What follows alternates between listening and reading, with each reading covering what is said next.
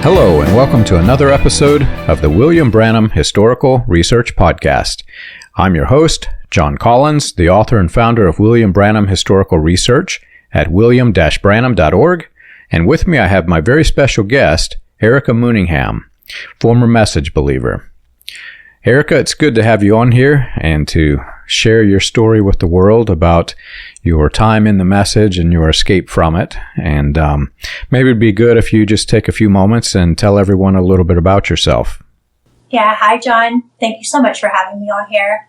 So, I was born and raised in Tennessee. And when I was a kid, I remember my grandmother always going to church, and I started going with her to a church here in Tennessee. And honestly, because I wasn't exactly being taught at home the message, I didn't understand it at first, but then I kept going. And what really started me into it was a cousin of mine said that I was going to go to hell because I wasn't wearing skirts and had long hair.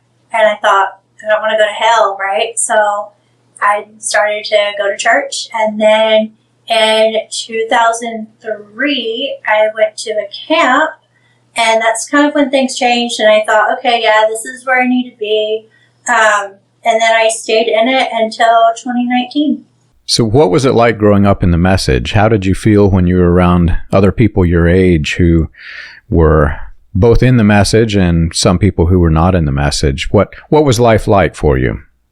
Yeah, so that's a good question. I remember being told, it was being preached that we shouldn't have worldly friends. So it was really difficult at school because I thought I shouldn't have worldly friends because I can be influenced to go to the world if I did. So it was I had to find friends that believed the same way or whatever. And I did have a friend growing up in high school that went to the same church. And I thought, well, I'll just be her friend at school. And it was a little difficult for me in that sense, which I think has caused me to be very socially awkward now, because I'm just like, I don't know how to really, I know how to talk to people, but not people that doesn't understand my background. It's a little difficult. As far as people in the message, where I was going to church, at first it was fine, and then another church family came from a different location, and they merged with our church, and it became very cliquish, and it was just really, it was difficult there too, just because of the cliquishness. You and I share that, believe it or not, although it probably doesn't seem like it with me doing the podcast. I'm a little bit socially awkward. I grew up, my family was a bit different. We were cult royalty, so the rules weren't the same for me as they were other people in the message. But my father was one who was allegedly healed by William Branham, and his healing story was that he was he had rheumatic fever in high school, and after his alleged healing, he went on to win the Physical Fitness Award in high school. And so my father was never against going to high school, but I grew up with many people who were homeschooled, and because of the harsh statements against the education system that William Branham made during the battle against civil rights, the battle for equality, a lot of people mistook that to believe that you weren't supposed to even have education. So the fact that I went to high school at all is unusual in some cases. I know people who don't even have a GED that were in this message. So I grew up somewhat socially awkward. The problem for me was, while being told it's okay and, obviously going to school, I also was listening to preachers who were saying things like, separate yourself from the world and do not be equally yoked with the world. And they would tie that to people who did not believe the cult rules. And so on one side of my head, pulling this direction, is my family saying it's okay. And then on the other side was all of the cult indoctrination. So it made me somewhat socially awkward as well.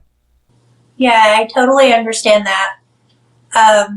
And what you mentioned there about education, that was the same here, right? Like, women weren't really encouraged to go to college, so I didn't. And the woman's place was in the home, barefoot and pregnant. I mean, I'm in the South, so that's just the way it is. Barefoot and pregnant.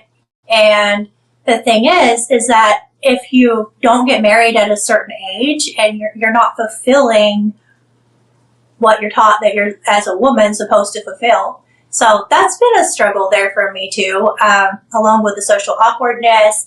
Now it's, well, I'm in my 30s, like late 30s, still not married. And I'm okay with it now. I'm totally okay. I can live a fulfilled life without that. But then I felt like something was wrong with me because I wasn't married. I wasn't fulfilling my calling as a woman. Right. I know other women who have, well, even women in the cult when I was in it. I knew women who felt somewhat guilty because they didn't have somebody once they reach, there was a quote unquote age of marriage. And it feels awkward saying that now because that's ridiculous. But we had the age of marriage. And if you didn't find your companion by then, the women felt disgraced because, the way the cult indoctrination, like you said, barefoot, pregnant, chained to the stove. I know women that have both sides of this because I went to churches from Arizona to South Carolina, everywhere in between. And some cults had different rules. In some cases, I would go and there would, women didn't have that constant pressure, and some women even went to get higher education before they got married, which for me was really unusual because I actually listened to these recordings of William Branham, so I know what he said. But there were apparently churches that did not know the rules that they were supposed to follow. And there were women who lived that way, but then there was a lot more, and I look back at many of the other churches. The majority of the women, their ambition in life, their sole ambition was just simply to get married and have kids. And now I look back at that and they robbed so much more from the people than just money. I look at all of the unbelievable amounts of money that I gave in those tithe baskets, but more than that, they robbed our lives, and especially for the women. Yeah, I 100% agree on that. And, I've seen women who are absolutely gorgeous and very intelligent women who could do so much with their lives, and they're still single, later 30s, maybe even early 40s. And it breaks my heart because it's this whole, you can't marry someone who is unequally yoked to you. And if they don't believe the message, then you can't marry them. So it's so sad because I learned later on, of course, unequally yoked, that's not what that means. It's not about that. It's, do you believe in Jesus? Do you follow, are you a Christian or are you not a Christian? And I understand the fundamentals of being unequally yoked there. Like you don't, but at the same time, it's just so sad. It did rob a lot from women. And it breaks my heart. Even for myself, like I still get into that headspace sometimes, like, what is my purpose? Because my whole life I've been told that's my purpose, just to be married. And so now I've got to figure out what is my purpose, right? And John, I want to share this. I had a thought not too long ago that I wonder who I would be today if I was my authentic self from birth and never influenced by anyone else's opinions. I'm still learning. What do I like? What do I not like? It's been a journey for sure. That's a big problem that many people face, especially the people that I've talked to in the support groups. The things that most people experience as teenagers, we did not experience because we suppressed all critical thought. And part of development for a teenager is critical thought. You have to process who you are, why you believe what you do. If your parents are taking you to church, why are you going to church with them? I mean, those are normal thoughts that children have, but we weren't allowed to have those thoughts. And so when people escape and they start to deprogram, they suddenly realize that they're starting a journey that most people started at probably age 11 or 12. And it is difficult. I had the same exact conversation not 2 days ago with another person. I look back at my life and, we're doing well for ourselves, but I look back at some of the choices I've made, and I'm not sure that I would have even made the same choices. I'm fascinated with psychology, and, even though I did get higher education, I didn't finish it. Because it was discouraged to even go once I got into college, and I got my associate's degree. I never went on to my bachelor's, but in hindsight, looking through everything that I know now and all of my interests, I probably would have become a psychologist had I not been influenced by this thing.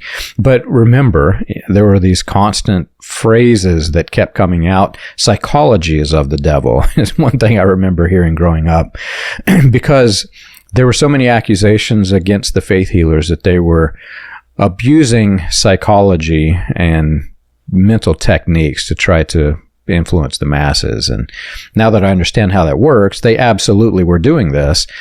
And that fascinates me. The fact that they could even do it fascinates me. So I would not be the person that I am today had I had my authentic self.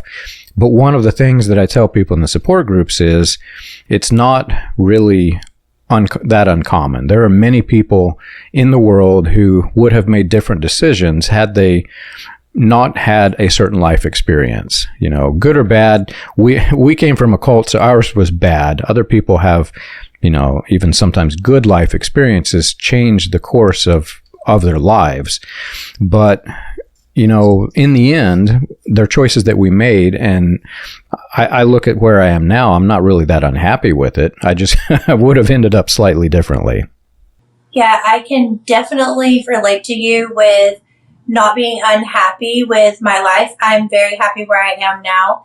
And I know that my journey and my path has led me to where I am. It's actually been a very interesting and beautiful journey.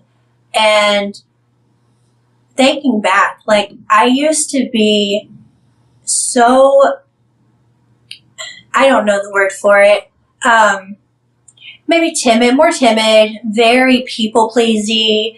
I was always taught, keep the peace, don't stand up for yourself, it's not, and now, because this journey, I have learned, healthy boundaries. That's not what I was taught.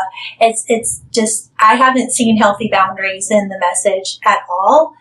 Growing up, I haven't really seen many boundaries, where I went to church. There was a smaller setting than some, and everyone knew everyone, right? So I love where I am now because it's huge, and people don't know your business unless you share that with them.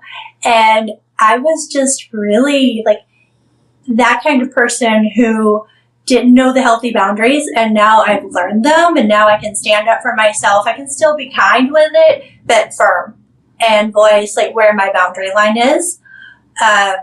So yeah, I totally get that. So describe your church a little bit. Whenever you were in the cult and you were going to church, what was it like? Did you have questions? Did they come did the questions come while you were in the cult, or did they come afterwards? Did you believe? I believed it hook, line, and sinker when I was in the message. And, I really had no question for the first 36 years of my life, 36 and a half. But what was it like for you? What was the church like? What were the people like? And were you fully indoctrinated, or did you question it? No, I was fully in. Like I said, back in 2003, I went to a camp. And after that, that's when I gave everything I had to it. No matter what, I was decided, I'm going to walk this alone because I know that this is it. So if I never get married, if I don't have support in walking this way, that's what I'm going to do. And for me, I was even the secretary of the church. I was the secretary. I was camera, sound, media staff at the church, and I was full on him. And I actually I never had questions. It never dawned on me that this could be wrong. But I started talking to a guy, and then I eventually started dating him, and he had already left. And I had told him, like, we cannot be together because we're unequally yoked. And, so he was like, well, if the message is right and I am wrong, then please show me that it's right. And I was like, okay. So I started on this journey, like, I'm going to bring him back in. And on this journey, I realized, like, because he actually sat down and he put together over 7,000 quotes of William Branham saying whether he was a prophet or not a prophet. And it was the before and after. He needed, to make sure that the context was there, so it's not taken out of context. And he spent months doing this because, we had agreed we cannot be together unless we're agreeing. And he was like, well, he didn't want me to stay in a cult.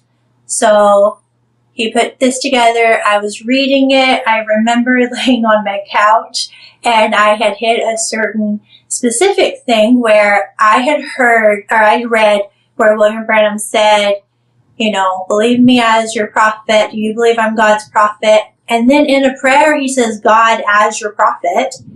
The thing is about this document, it was all dated. It was, all in order, dated in order. So it's not like it was backtracking at all. And then suddenly I read where he says, I never said I was a prophet. The people say that.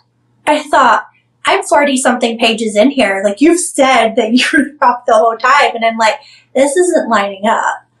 And so instead of calling him, I called a friend of mine who had already left. And I said, hey, can you share your story with me? She said, have you spoke with your pastor? And I thought that was a great answer. And I said, well, I've spoke with his wife, and she's telling me there are no answers. And I thought at that moment, even the pastor's wife is saying there's no answers. I thought, I can't follow something that I can't explain. I can't follow something that I feel like is a lie, because I just caught him in a lie, and it's not lining up. So then she told me, Erika, it doesn't line up. And that was my final decision. I remember doing that same exact exercise whenever we were leaving the message. And you line all those quotes up, and, it's more than just him saying something that's not true. As you line them up and you're reading them chronologically, he's saying, I never said this. He's, like you said, he's introducing himself as a prophet in his prayers, etc. But then you get down deeper into it, and you can see that he's even manipulating people into thinking that he's a prophet. And again, that's why I'm so fascinated with psychology. As you read through this and see what that man was doing to the people's heads, it's unbelievable. I did a similar exercise on the collections, because he would often say, never once in my entire life have I ever taken a collection. And then in another sermon, here, give me your money. And there's one audio clip, I've put it out on the website somewhere, but he and Franklin Hall are together, and Franklin Hall is saying, what are we going to start with, Brother Branham? And he says, money. That's it, money. And they're both laughing at it like, it's a game to them, because they just pass a basket and they get rich. And it wasn't until, I think it was 2015 or so, I found an article from it was late 40s, maybe 46 or 47, where it was describing William Branham's campaign team. The newspaper reporters had gone to see them, and exiting the tent where they were holding the revivals, it took two big sturdy men to carry the boxes of money from the tent revival. And I'm scratching my head thinking, well, that's before he even ever made the statement, never in my life have I ever taken any money. And they've got boxes of money. So the whole thing, if you line it up and take that exercise with almost every single thing that the man said, and you're going to find him saying polar opposite from one point to the next. Yeah, absolutely. And not only did his words not line up with his own words, but it doesn't line up with the Bible. I mean, I remember one day, because I ended up moving in with my ex-boyfriend, and I remember he came in one day and he asked me specifically, hey, was Enoch and Noah on earth at the same time? And I don't know even how I knew, and I just go, no. He said, are you sure? Because Branham preached that they were.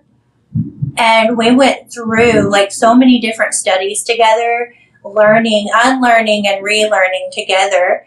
And it's mind-blowing at how off of the Bible that he was. And that's the thing. If something's not lining up with the Bible, I cannot follow it. So right now, at the church I'm at now, we're actually going through the book of Revelation, and it is very interesting because the way we were taught is so different than the way it really is. And I love learning what the book of Revelation really says, just straight from the Bible and not with Branham's interpretation of it. Yeah, there's just so much there that, if you read the Bible and you compare it to his sermons, it's clear that the man has never, ever read the book for his entire life. He's never read it. And yet, he even admitted, he said, I don't know the book real well, but I know the author. But then he proceeds to become a Bible teacher, and he's teaching things that aren't even in it. And whenever he tries to teach something that he thinks is in it, it's not in it. And, I went through the same exercises studying Revelation, and the statement about Enoch and Noah, that led me down a path that, I probably spent 2 or 3 years on, because the only place that I could find where you could make that connection was fragments of the book of Noah. We don't even have the whole book, and it's not even a biblical book. It's I think it was included in maybe the Dead Sea Scrolls or something like this, but it was a Gnostic book, basically, and that led me down the path of Gnosticism, which was fascinating. I recommend highly that if anybody has left this movement or any of the splinter groups that developed from it, to study Gnosticism, because that's exactly what this movement was based off of. But I agree. I began studying the Bible. I read it cover to cover and lost count. It was 10 or 15 times. And as I'm reading it and I'm studying, the things that he said so that I could be solid in my decision after leaving, there was just no comparison. The man had never, ever read the book. I definitely agree with that, John. Especially when you start to realize all of the plagiarisms and all of the things that he even says, came straight from God, it's fresh manna, and then you find out later someone's written a book about it or preached a sermon on it, and it's just so sad. It's sad. And that's why I had to walk away. And the thing is I have family members who are still in it, and I don't know how to approach that with them because it's just so sad. And it's not my place to just start bashing. Of course I don't, but start bashing the message or anything to anyone. But I had even brought up the Enoch and Noah thing to a family member, and the said family member looks at me and goes, well, maybe Brother Branham had a higher revelation. And I'm like, more than the Bible? A higher revelation than the Bible? Maybe God told him something that he didn't put in the Bible. And I'm like, oh, wow. So there's just no talking to them. And it's sad because my heart goes out. I don't want anyone to be believing a lie. Right. And for anybody who was never in the message cult of William Branham and is unfamiliar with what we're talking about, Branham's rapture theology, which was one of the most fundamental elements of his entire religion, was that the rapture that is soon to come in his interpretation of the Bible, the rapture that is soon to come would be would be similar to, he called it a type, the type of Enoch and Noah. And he said that Enoch lived 500 years on earth to live with Noah, and then Enoch was raptured away, and Noah was imperfect, and he quote unquote typed Noah to the modern church. So he was essentially saying that Enoch would be raptured away like his cult of personality, while the whole rest of the Christians on earth would have to suffer the tribulation. And that's his rapture theology in a nutshell. But to believe that rapture theology, you have to believe that the Bible is incorrect about the number of years that Enoch was on earth. The Bible says 365. William Branham and the fragments of the book of Noah, I think it's the fragments of the book of Noah, say 500. But so you found this, and you're starting to realize that William Branham's not quite honest or not quite reputable in his Bible teachings. What was the one thing that you would say that made you suddenly snap out of it and realize that the whole thing was a cult? Yeah, like I said, whenever I read that quote, that I never said I was a prophet, people say that, I remember laying on my couch and bawling like I had a death in the family. And I grieved and I grieved and I grieved. But still, there was a little part of me that always questioned up to a certain point, that questioned, am I wrong? Am I missing something? Like, this can't be right. So I combed through study after study with my ex-boyfriend, and we wanted to make absolute certain that we were not just missing something. So the biggest thing for me was that the more that we searched, the more that we found. And that was really devastating. And it wasn't he said, she said stuff. I remember my ex actually started me out on your podcast, John, and the YouTube ones, and I remember like saying, I can't, this is just a man's word, I can't do this, and which is why he put only William Branham quotes together. And I think it was really the cigarette pack that got me to it, where he talks about how that there was a cigarette pack, the Thinking Man's Filter, and one place he says that he picked it up and he turned it over, another place, and he got revelation, or the divine, revelation to preach that from that, and another place, oh no, I didn't pick them up, I'd be destined to do a thing like that, those things are nasty. And so I thought, okay, either you have lied about it, or you disobeyed God. If God told you to pick it up and you didn't, you disobeyed, or you're lying about the whole entire story. And I just cannot follow something that is not, it's a lie, And then you talk to other people and they all have a different story. If this was true, then why is it that there's so many people that finally made their final decision on different stories? I can tell you, I've talked to several people and I'm like, oh, I didn't even know that story, and that's what led you out? Have you ever wondered how the Pentecostal movement started, or how the progression of modern Pentecostalism transitioned through the latter rain, charismatic, and other fringe movements into the New Apostolic Reformation? You can learn this and more on William Branham Historical Research's website, william-branham.org. On the books page of the website, you can find the compiled research of John Collins, Charles Paisley, Stephen Montgomery, John McKinnon, and others, with links to the paper, audio, and digital versions of each book. You can also find resources and documentation on various people and topics related to those movements. If you want to contribute to the cause, you can support the podcast by clicking the Contribute button at the top. And as always, be sure to like and subscribe to the audio or video version that you're listening to or watching. On behalf of William Branham Historical Research, we want to thank you for your support.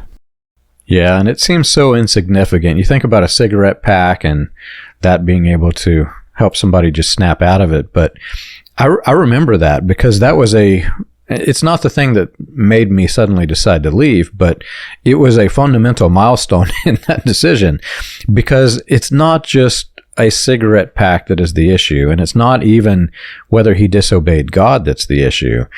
He is clearly saying in one instance that either an angel or God spoke to him and said, pick the thing up. And then another one, he's saying that he's not. Well, when I carried that research out to its to its full and complete study that I could do, I found out that he stole the whole idea from Billy Graham, and it was a Billy Graham sermon, The Thinking Man's Filter. And then suddenly I'm like, this man was clearly lying. Not only was he lying, he was trying to steal ideas from other people so that he could lie. And I began to realize that, there's too many things wrong with this. This is just one of 100 things that I'd probably found by this point, but there are too many significant flaws in the message. And suddenly the thought hit me that I grew up and I didn't catch any of this. And how did I not catch it? I knew these tapes. I listened to them over and over and over again. And I look at the ministers. They have one job to do, one single job, and that's to study it so that they can preach about it. And every sermon, if you go hear a minister that's in the cult, they're not preaching Bible. They're saying William Branham said this, and William Branham said this other thing, and this other thing. So they're actually studying these sermons. They had to have known every single thing that I found with just... It wasn't long. I want to say it was like 2 or 3 months of searching. Some of these men have done this for 50 years. There is no way that they did not know that he lied about whether or not he picked up the cigarette pack. And so, me being in the cult royalty, I'm suddenly faced with this even worse thought. Many men that I knew and respected, and some of the men were family. There's no way that they didn't know this, and they're also helping to spread the lie.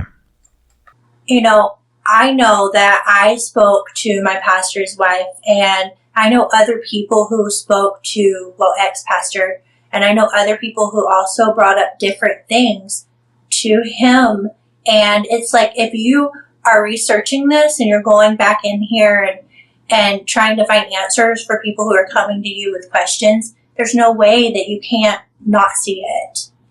And I actually heard one minister, not my ex-pastor, but I heard a different one who literally said on one of his sermons that he studied it, he considered leaving the message, and then he decided not to. If you get to a point where you see so many issues that you consider it, I don't understand how you don't just leave it.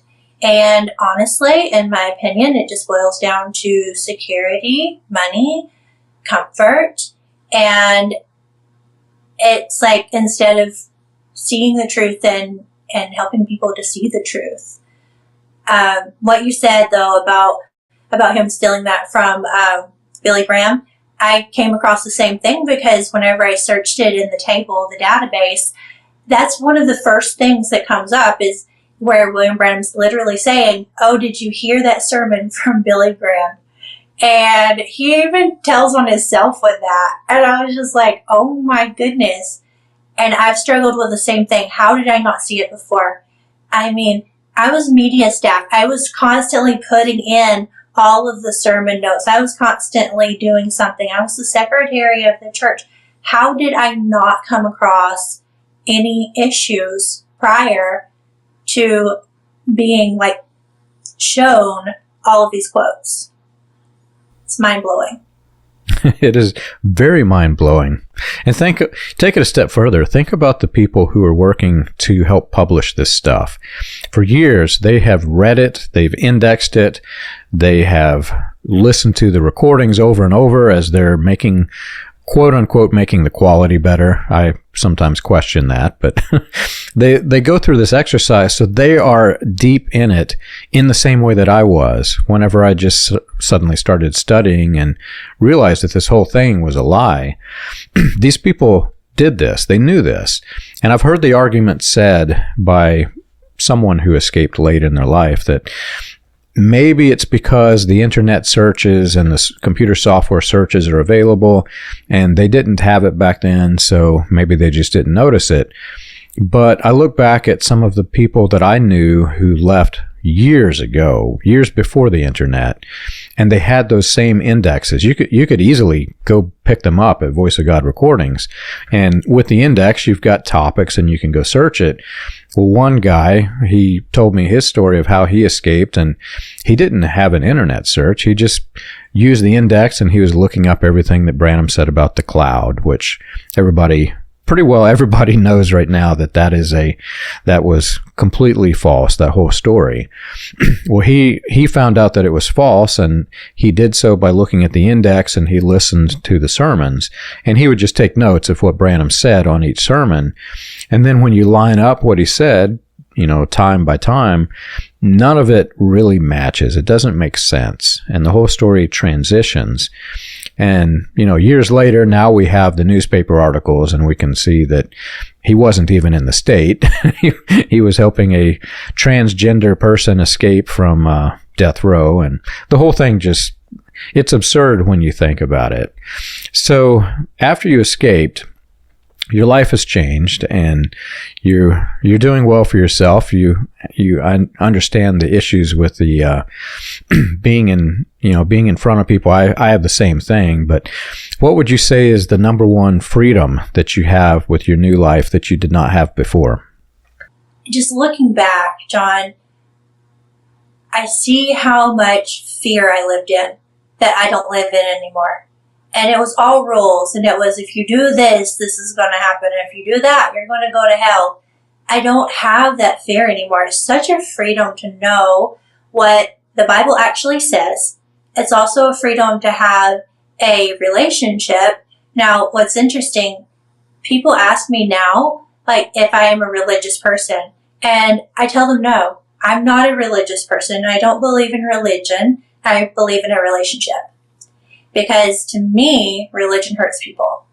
And that's what I grew up in, that religion was hurting people. So I believe in a relationship. I am a Christian, and I go to church, and I go to a church where we just go straight through the Bible.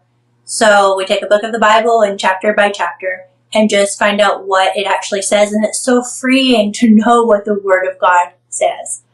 And now there's things, it took me a long time. It took me a very long time to change any outward appearance, because it was, especially for women, all about outward appearance. So it took me a long time to get to that point. And once I got to that point, it was like I went so far with it. So, I did, of course, cut my hair, trim it. I still do. And because I wanted to look healthy.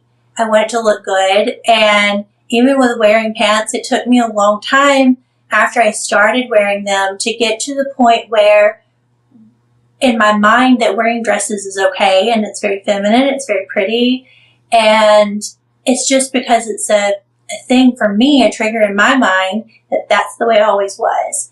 And now I'm at the point where I'm starting to find a balance. I tell people, it's funny, I tell people jokingly, but now that I look back, it's probably not jokingly, that at this point I've probably done everything except get a tattoo, and that's probably on the list at some point. But it's so freeing to know that it's not all about rules. And it's not, if you mess up here, that God is a God with a big stick ready to smite you. It's just freeing to know that.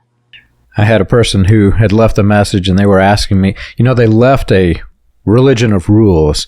And it was awkward because as I was working in support groups, people would contact me privately and ask what the new rules are. So they were asking me, is it okay to get tattoos? And I'm not a minister. I'm not a pastor. I'm not the person to ask this question. And before I realized that that's how I had to answer every single question like that, I thought it was a little bit funny that they were asking me, and I said, well, the body's the temple, you ought to decorate it. And that it didn't go over well, but that's just my nature. I think I see the humor in everything, but not a pastor. I'm not the one to ask that kind of advice. Go get a pastor if you have those kind of questions. But it's true. We were raised in a religion of rules, and that religion was very harmful. And I, too, have a distaste for the word religion because of it. In fact, I'll admit this openly, I have a distaste for using the word Christianity even, because in the message cult, Christianity was used to abuse the people. And whether or not the ministers believed in God, I actually question whether some of them actually did, especially William Branham. You don't lie like this and believe God. You just don't do it. So I have questions whether or not they did. And whenever somebody comes up to me in the business world, even, I have this happen. People will come up and they will try to advertise the fact that they're Christian so that I'll give them a good deal or whatever in business. And that really tells me nothing about the person. Because of this lack of trust that was developed, I actually have more skepticism when they tell me this, which that's wrong. That's something that I need to work through. But I get exactly what you're saying. Whenever men have abused something like this, something that should be good, then you start to have problems with it. And so what I go back to is, I always go back to the passage that Jesus said, love your neighbor, love God above all else, love your neighbor as yourself. And whenever I'm trying to rewire my thoughts about religion and Christianity, I go back to that verse. That's what it's supposed to be. What these men did with it was wrong. That's not what it should be. They abused it, and what they had was not religion. It was not Christianity. It was religion. It was not Christianity. It was just a false religion. And I try to rewire that, but I'll openly admit I have the same exact struggle. Yeah, I don't see how someone that came through what we did wouldn't have that struggle. And, I've been thinking lately too, like, what is people going to remember the most? What does people remember the most about us? It's not going to be like our hair or what we wore. We put so much thought into that, right? Like, what do we look like? Our hair, and things like that. Like, even, and I told someone the other day, like, even my eye color, whenever I'm no longer here on earth, like, some people are going to forget that. Even people that I pass on a daily basis, they're not going to remember anything like that about me.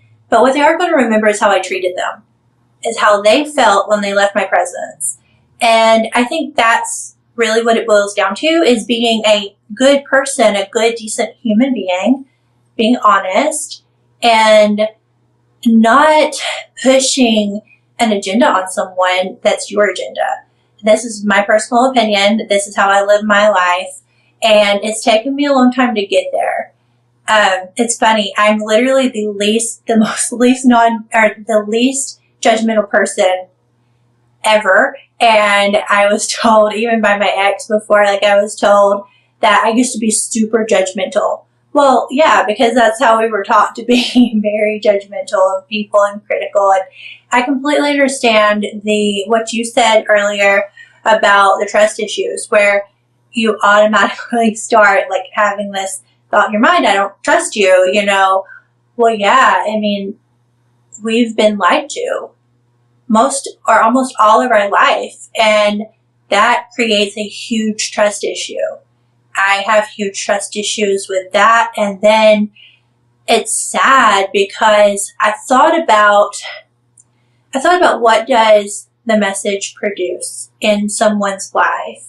Well, like I said with my ex, I was in a relationship with him. He had come out of the message as well. And the thing is that we still have that message mentality, and it was still there for him too. And there was a lot of mental, some kind of control there, but there was more of mental abuse and mental as far as that goes, it's more very selfish motives. But also I think that the message produces a lot of narcissism. And I've seen that with the leaders. I've seen it and it's more of a mental thing. And that's damaging, because when you've gone through especially covert narcissists, when you've gone through that mental abuse, people can't tell like they could if you were physically abused. And that's what it was in the message from me. And then I entered into a relationship that was basically the same thing that I couldn't see because you can't recognize red flags when they feel like home, right? So there was just a lot of that going on. So my view of religious foundation, everything that I knew, like it had just crumbled. And then not long after that, like my relationship crumbled, and then I had to just start completely over. And it's been hard, and it's definitely been a journey with that. It's a whole lot of work, that's for certain. For me, it was similar. I can't really point to one single thing that caused me to decide to leave. And in fact, my story, I've shared it a few times, but for me, it was like an almost instant on off. Suddenly I realized this whole thing is false. And one day I'm reading the Bible, same exact chapter. And the next day I read that same chapter and it said two different things. And my head just kind of woke up, but there was a progression of me escaping. And I look back now at all of the things that I considered to be greatly important that caused me to decide to leave. And if I were to sum them up, really what happened was I came to understand that the cult dehumanized the people in it. I look at all, and I compare it back to that passage. Jesus said, love your neighbor as yourself. We didn't do that. We did not love the other Christians in the world. In fact, you can listen to ministers. They would be happy if every single person who has left a message were to burn in hell forever. In fact, one minister said something very similar to that. They would be happy. And I can't live like that. I love all people. I don't want to see anybody suffer. I don't want to see anybody hurt. But we were manipulated to dehumanize people to such an extent that we wanted them to hurt. We wanted them to suffer. If the prophet said one thing, the quote-unquote prophet said one thing, and somebody didn't believe it, well, I wanted them to suffer because they didn't believe it, so that they could see that the prophet was true. And that's ridiculous. That is a dehumanizing religion. It's a false religion. I'm so glad you're out. I'm so glad I'm out. If there was one thing that you could go back in time and tell your former self while you was in it to give yourself some encouragement, what would that be? John, I would tell my former self that one day it's going to be okay. One day you're going to be very, very strong. One day you're going to be able to stand up for yourself and make it in this world without all of these mental abused things going through your mind. You're going to be free. You're going to be free.